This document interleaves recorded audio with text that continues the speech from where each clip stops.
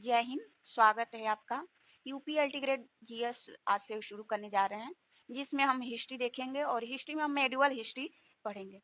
Medieval history पढ़ने से पहले ये जान लें कि इतिहास को कितने कालखंडों में बांटा गया है। इतिहास को वो देखिए 3 कालखंडों में बांटा गया है: एंशिएंट हिस्ट्री, मेडिवल हिस्ट्री और मॉडर्न हिस्ट्री। प्राचीन इतिहास, मध्यकालीन इतिहास और आधुनिक इतिहास। अब प्राचीन इतिहास को भी 3 कालखंडों में डिवाइड किया गया है। पहला है प्री हिस्टोरिक पीरियड। अब प्री हिस्टोरिक पीरियड क्या होता है कि देखिए, आज हमें कुछ हिस्ट्री के ऐसे समय का पता चलता है, सिर्फ अवशेषों से हमें मालूम चलता है, कोई रिटन एविडेंस हमें प्राप्त नहीं है। इस प्रकार हम देखते हैं हिस्ट्री को 3 कालखंडों में बांटा गया है। पहला एंशिएंट हिस्ट्री, मेडिवल हिस्ट्री और मॉडर्न हिस्ट्री। एंशिएंट हिस्ट्री को फिर 3 कालखंडों में बांटा गया है: prehistoric period, protohistoric period और historic period. Prehistoric period वो होता है जिसका रिटन साक्ष्य नहीं है, केवल हम उस समय का पता हम अवशेषों से करते हैं, उसे प्री हिस्टोरिक पीरियड कहते हैं। प्रोटो हिस्टोरिक पीरियड, उसका रिटन अवेलेबल तो है, रिटन एविडेंस है, लेकिन हम पढ़ नहीं सकते, वो पढ़ने योग्य नहीं है, उसकी लिपि को अभी तक पढ़ा नहीं गया है, उसे प्रोटो हिस्टोरिक पीरियड कहते हैं। और हिस्टोरिक पीरियड उसे कहते हैं जिसका रिटेन एविडेंस हो और जिसे हम पढ़ सकते हैं और समझ सकते हैं, उसे हिस्टोरिक पीरियड कहते हैं। वापस से प्री हिस्टोरिक पीरियड को 3 कालखंडों में बांटा गया। आप जानते हैं कि सबसे लंबा, सबसे लॉन्ग पीरियड रहा है प्री हिस्टोरिक पीरियड का। एंशिएंट हिस्ट्री का सबसे लंबा पीरियड रहा है, जिसमें प्री हिस्टोरिक पीरियड को हम 3 कालखंडों में बांटते हैं। किस बेस पे बांटते हैं? आदिमानव जो औजार यूज करते थे उसके बेस पर। तो पहला स्टोन एज, फिर चालकोलिथिक एज और मेटल एज। स्टोन एज, जिस समय आदिमानव और अपना औजार स्टोन से बनाता था, पत्थरों से बनाता था, उसे स्टोन एज कहते हैं। फिर कुछ समय बाद, कई वर्षों बाद क्या हुआ कि उसने कॉपर की खोज कर ली और अपना औजार कॉपर से, तांबे से बनाने लगा, तो उसे चालकोलिथिक एज बोलते हैं। उसके फिर कई वर्षों बाद उसने धातु की खोज कर ली, उसने कॉपर, ब्रोंज और आयरन का इस्तेमाल करने लगा अपने औजार बनाने में, तो उस एज को क्या बोलते हैं? मेटल एज बोलते हैं।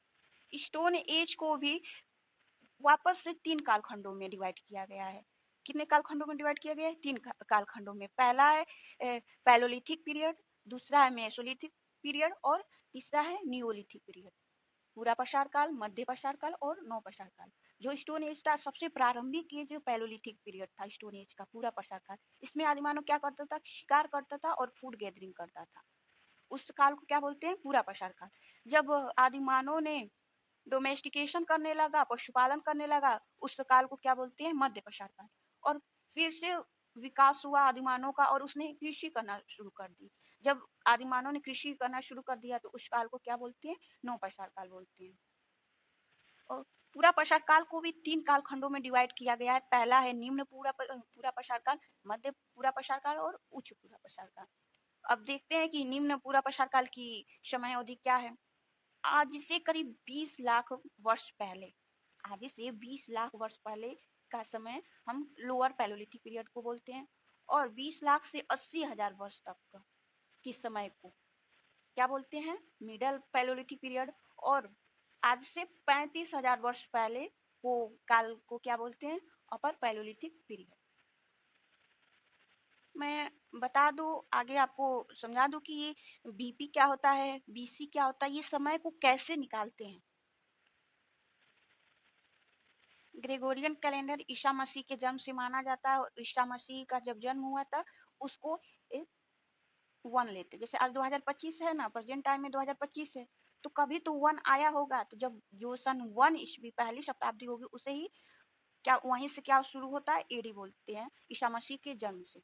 ईसा मसीह के जन्म से मान लीजिए 100 साल पहले, उसे क्या बोलते हैं? बीसी, मतलब बिफोर क्रिस्ट। ईसा मसीह के जन्म से 100 साल पहले उसको बोलते हैं बीसी। अगर 500 साल पहले क्या बोलेंगे? 5 बीसी, मतलब 500 बिफोर क्रिस्ट। 1000 वर्ष पहले को क्या बोलेंगे? 1000 बीसी, मतलब 1000 बिफोर क्रिस्ट। 250 को क्या बोलेंगे? Before BC. ऐसे करके क्या होगा? एक समय होगा जहां से आदि मानव की उत्पत्ति होगी। तो कब से? 20 लाख पहले से। तो इसे बीसी बोलते हैं। और बीपी क्या होता है? प्रेजेंट बिफोर, आज से बीपी बीपी बोलते हैं बिफोर प्रेजेंट, मतलब आज से पहले। बीसी में हमेशा घटते हुए क्रम को रखते हैं, हमेशा घटते हुए क्रम को आप देखेंगे, बिफोर क्रिस्ट में होगा, हमेशा घटते हुए क्रम में बढ़ेंगे। और एडी, मान लीजिए यहाँ पे ईसा मसीह का जन्म हुआ, इससे 100 साल बाद क्या बोलेंगे, एडी, एनो डोमिनी। फिर 500 वर्ष बाद एडी एनो डोमिनी, 1000 वर्ष बाद एडी एनो डोमिनी, ऐसे ही आया है आज 2025 एडी एनो डोमिनी। एडी मतलब एनो डोमिनी, ठीक है। ये एक लैटिन भाषा है, एडी एक लैटिन भाषा है। एडी बोलेंगे या सी बोलेंगे, कॉमन एरा। हम एडी भी बोलेंगे, या तो एडी बोलेंगे या तो सी बोलेंगे। एडी माना एनो डोमिनी, ईसा मसीह से आगे की ईयर्स को, शताब्दी को दिखाने के लिए एडी या तो सी। एडी का मतलब होगा एनो डोमिनी, या तो सी का मतलब कॉमन एरा। और ईसा मसीह से पहले का समय को दर्शाने के लिए हम बीसी बोलते हैं या बीसी बोलते हैं। बीसी मतलब बिफोर क्रिस्ट, और बीसीई का मतलब होगा बिफोर कॉमन एरा। बीसीई मतलब होगा बिफोर कॉमन एरा, अब सी मतलब होगा कॉमन एरा, ठीक है। अब बीसी का मतलब होगा बिफोर क्रिस्ट होगा, और एडी का मतलब होगा एनो डोमिनी। तो हमेशा हमेशा ईसा मसीह के जन्म से आगे की तिथियों को हमेशा बढ़ते हुए क्रम में रखा जाता है, और ईसा मसीह के पिछले पिछले तिथियों को, पिछले समय को दर्शाने के लिए हमेशा घटते हुए क्रम में दिखाया जाता है। इस प्रकार हम डेट को लिखते हैं, तिथियों को लिखते हैं। अब हम शुरू करते हैं मेडिवल हिस्ट्री। देखिए, मेडिवल हिस्ट्री 712 से 1707 तक की समय को मेडिवल हिस्ट्री कहते हैं। कब से शुरू होता है, 712 से, और कब तक, 1707 तक। अब मेडिवल हिस्ट्री, जैसे जेम्स मिल एक ब्रिटिश था, जेम्स मिल नामक एक अंग्रेज ने भारत को 3 मेजर पार्ट में डिवाइड किया था। कौन कौन से, ancient ancient history ancient history, medieval history और मॉडर्न हिस्ट्री। मेडिवल हिस्ट्री और मॉडर्न हिस्ट्री। इसी ने ऐसा कहा कि एंशियंट हिस्ट्री में भारत का हिंदू शासन को देखा जाता है। जो एंशियंट हिस्ट्री में हम पढ़ते हैं, भारतीय हिंदू शासकों को पढ़ा जाता है, और मॉडर्न में मुस्लिम शासकों को पढ़ा जाता है। सॉरी, मिडिवल में मुस्लिम शासकों को पढ़ा जाता है, और मॉडर्न मॉडर्न में ब्रिटिश शासकों को पढ़ा जाता है। किसने ये 3 डिवाइड में बांटा था, जेम्स मिल ने। देखिए, मेडिवल हिस्ट्री की शुरुआत 712 से क्यों होती है, इसकी शुरुआत 712 से क्यों होती है कि 712 में ही हमारे देश में, इंडिया में पहला मुस्लिम आक्रमण हुआ था। किसके द्वारा, मोहम्मद बिन कासिम के द्वारा। फर्स्ट मुस्लिम आक्रमण, फर्स्ट अरेबियन आक्रमण किसके द्वारा हुआ था, मोहम्मद बिन कासिम के द्वारा हुआ था। भारत में किस सन में, 1712 में ये फर्स्ट आक्रमण था। अरबियन का, या अरबियन का है, या तो मुसलमान का है, मुस्लिमों का, इस्लाम का आक्रमण हुआ था 712 ईस्वी में। एग्जाम में क्वेश्चन पूछता भी है, क्वेश्चन आता है कि भारत में पहला मुस्लिम आक्रमण किसने किया, तो किसने किया था, मोहम्मद बिन कासिम में किया था। और किस सन में किया था, 712 ईस्वी में किया था। अब मेडिवल हिस्ट्री 1707 तक क्यों मानी जाती है, क्योंकि 1707 में मुगल का 6वां बादशाह औरंगजेब की मृत्यु हुई थी। और औरंगजेब मुगल में सबसे लास्ट प्रभावशाली बादशाह कौन था, औरंगजेब ही था। तो इसलिए 1707 तक क्या करते हैं, मेडिवल हिस्ट्री को पढ़ते हैं, 1707 तक। जैसे जेम्स मिल ने कहा था, मेडिवल हिस्ट्री में हम मुस्लिम शासकों को पढ़ते हैं। तो मेडिवल हिस्ट्री से पहले हम इस्लाम क्या होता है, थोड़ा इस्लाम के बारे में जान जाते हैं कि इस्लाम क्या होता है। देखिए, इस्लाम धर्म की उत्पत्ति अरब देश से हुई। ये एकेश्वरवाद को मानता है। इसमें मूर्ति पूजा को मनाही है। इस्लाम में मूर्ति पूजा नहीं माना जाता, मूर्ति की पूजा नहीं होती है। इसलिए मुस्लिम शासक जो भारत पर आक्रमण करने आए थे, उनका मकसद था भारत से धन लूटना, और धन लूटते थे और साथ साथ यहाँ की मूर्तियों को नष्ट करके वो जाते थे। और उनका मकसद यहाँ पे अपने धर्म का प्रचार प्रसार करना। और इस्लाम में एक ईश्वर को माना जाता है, जिसे अरबिक भाषा में अल्लाह कहते हैं, और फारसी भाषा में खुदा कहा जाता है। इस्लाम में पैगंबर मोहम्मद जी को धरती पर अल्लाह के आखिरी मैसेंजर, मतलब रसूल माने जाते हैं। किसको माना जाता है, पैगंबर मोहम्मद जी को। ये अल्लाह के आखिरी रसूल थे। अब सवाल उठती है कि जब इस्लाम धर्म में मूर्ति पूजा नहीं होती तो इसे फॉलो कैसे करते हैं, किस बेस के आधार पर इसे फॉलो करते हैं? तो देखिए, इसको फॉलो करने के लिए इसकी 5 पिलर्स होती हैं। इसके कितने पिलर्स होते हैं? 5 पिलर्स होते हैं। ये पांचों पिलर्स के द्वारा ही इस्लाम को फॉलो किया जाता है। पहला पिलर्स है कलमा। कलमा, अब कलमा क्या होता है? इस्लाम में कहा गया है कि जो भी इस्लाम होगा, जो भी मुस्लिम होगा, वो आंख बंद के कलमा पर विश्वास करेगा, और जो विश्वास नहीं करेगा उसको क्या बोलते हैं? मुस्लिम काफिर। जो विश्वास करेगा वो मुस्लिम होगा, जो नहीं विश्वास करेगा वो काफिर होगा। फिर दूसरा पिलर है इसका, ये 5 बार नमाज पढ़ेगा। कितने बार? जब अजान का समय होगा वो 5 बार नमाज पढ़ेगा। जो सच्चा मुसलमान होगा हर रोज 5 बार नमाज पढ़ेगा।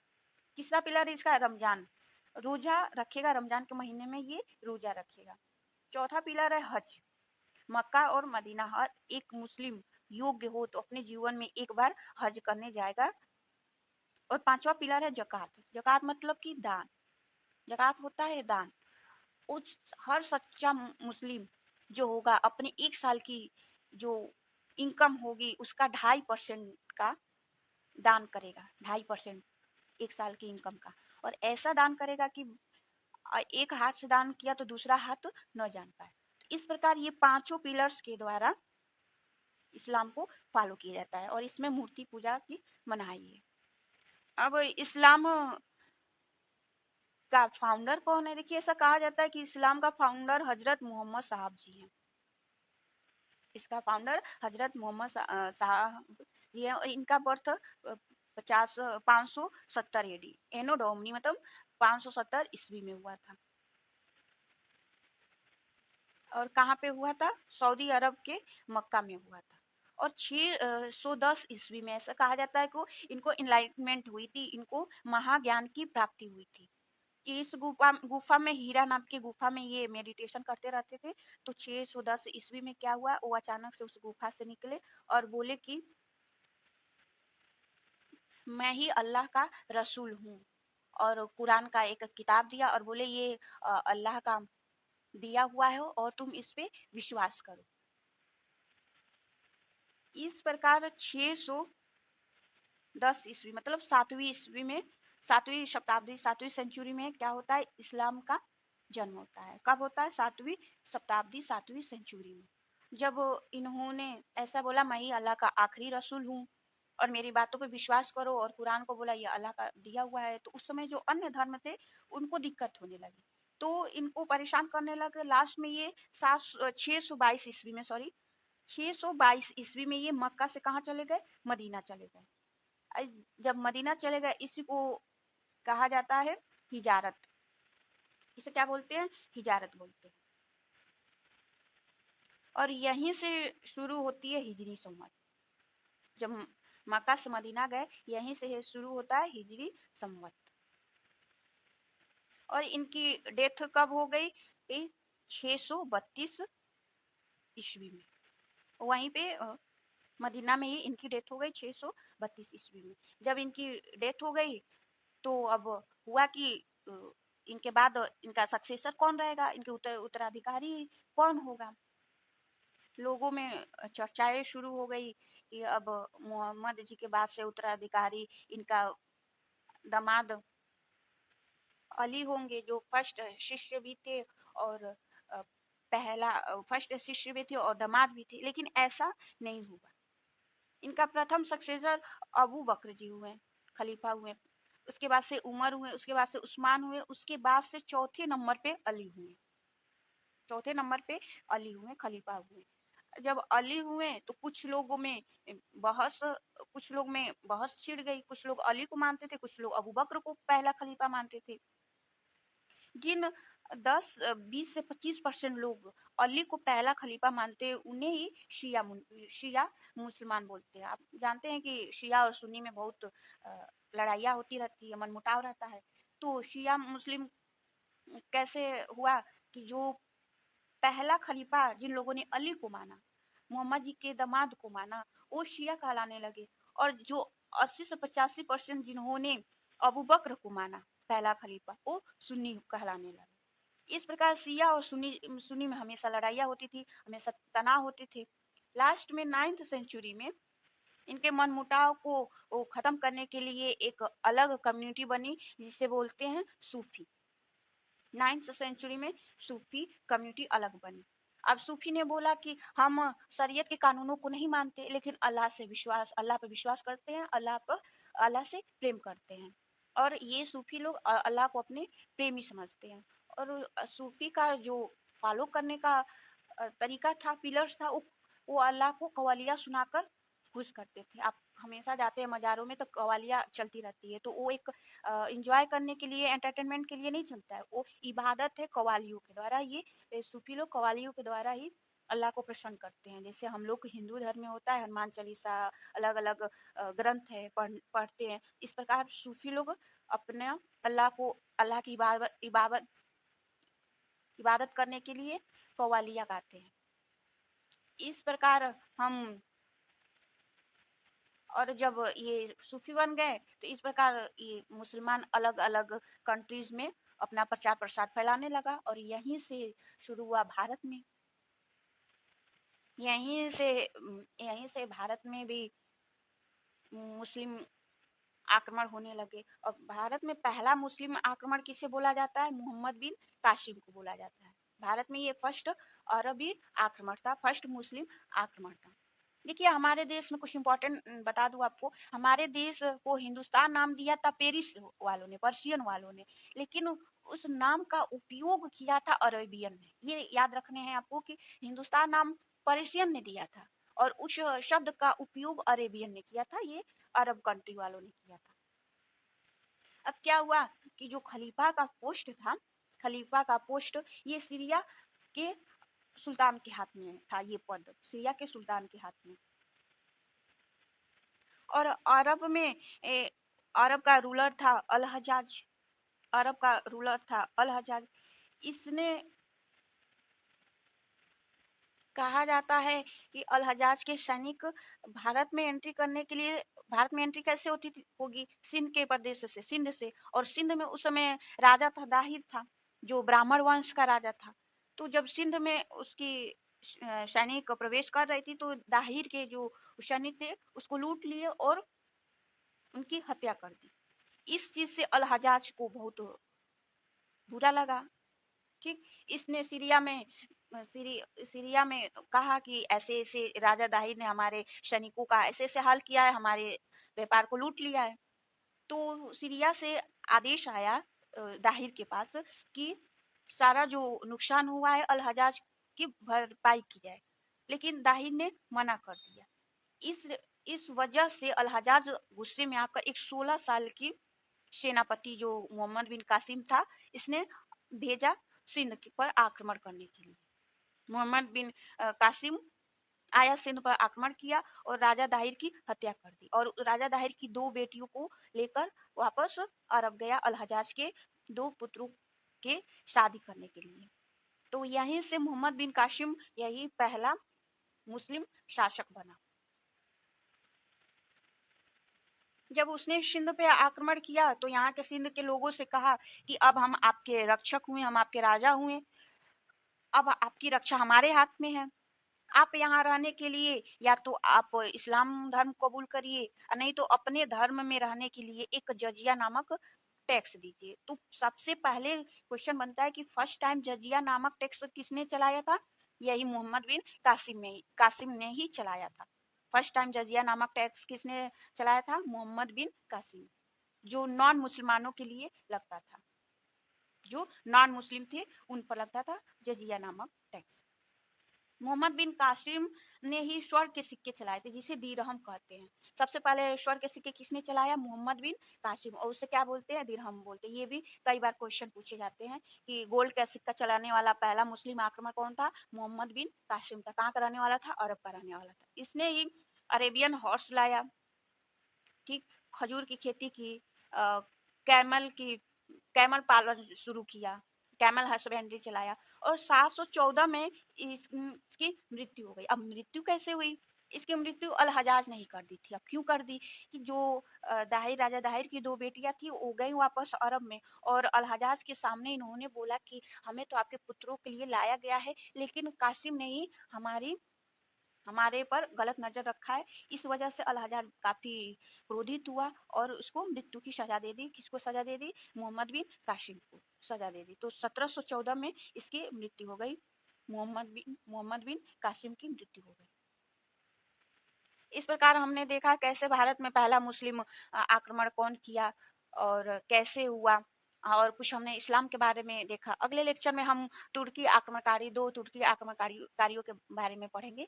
आज के लिए इतना ही। बहुत बहुत धन्यवाद। मेरे चैनल को लाइक करें, सब्सक्राइब करें और कमेंट जरूर करें कि ताकि आपकी नीड का मालूम मुझे हो सके कि आपकी नीड्स क्या है। बहुत बहुत धन्यवाद।